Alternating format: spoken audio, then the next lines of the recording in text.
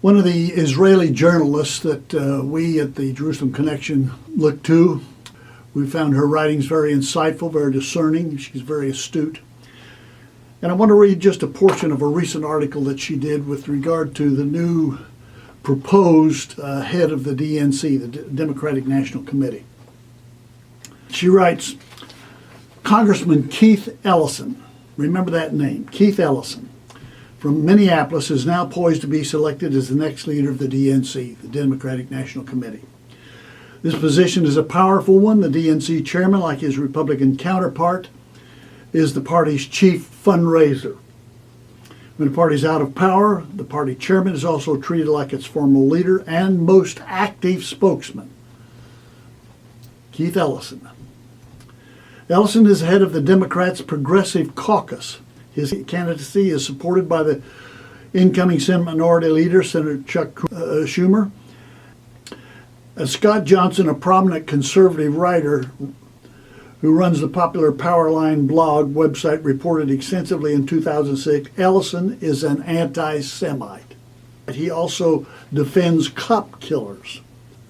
As Johnson reported, Ellison was a longtime member of the anti-Semitic Nation of Islam, Louis Farrakhan's organization. Ellison's association with the Nation of Islam dated back at least since 1989, stretched at least until 1998.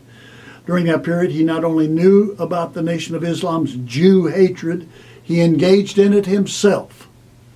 Ellison engaged in Jew hatred himself.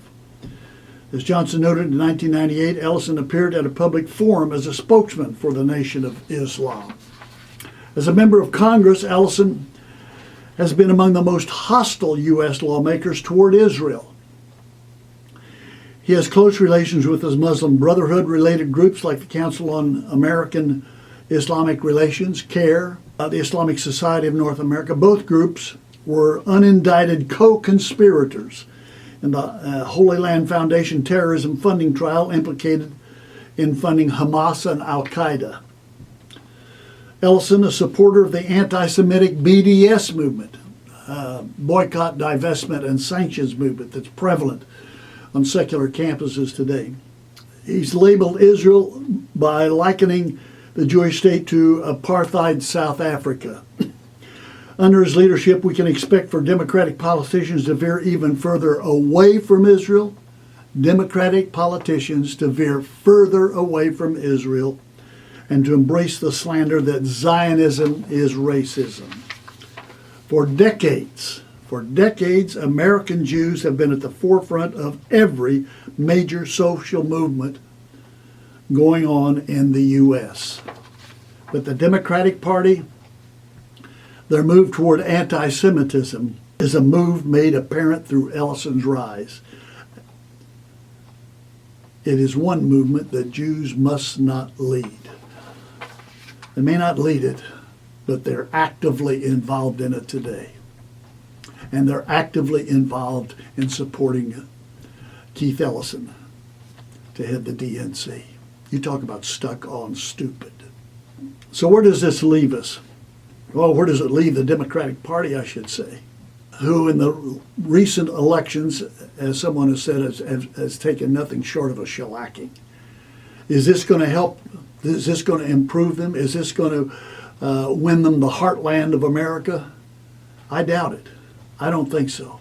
As a matter of fact, I think they're more adequately described by what the scriptures refer to in 2 Timothy chapter 3, verse 1. But mark this, the scripture says, mark this, there will be terrible times in the last days. People will be lovers of themselves, lovers of money, proudful, boastful, abusive, disobedient to parents, ungrateful, unholy, without love, unforgiving, slanderous, without self-control, brutal, not lovers of good, treacherous, rash, conceited, lovers of pleasure, rather than lovers of God. Listen, take a look at the protests that are going on in major cities of this country today, and the protests that are going on, the supposedly political protests against President-elect Trump. They're going on campuses today. This describes them very adequately. Lovers of pleasure rather than lovers of God, having a form of godliness but denying its power. Have nothing to do with them, says the Scriptures.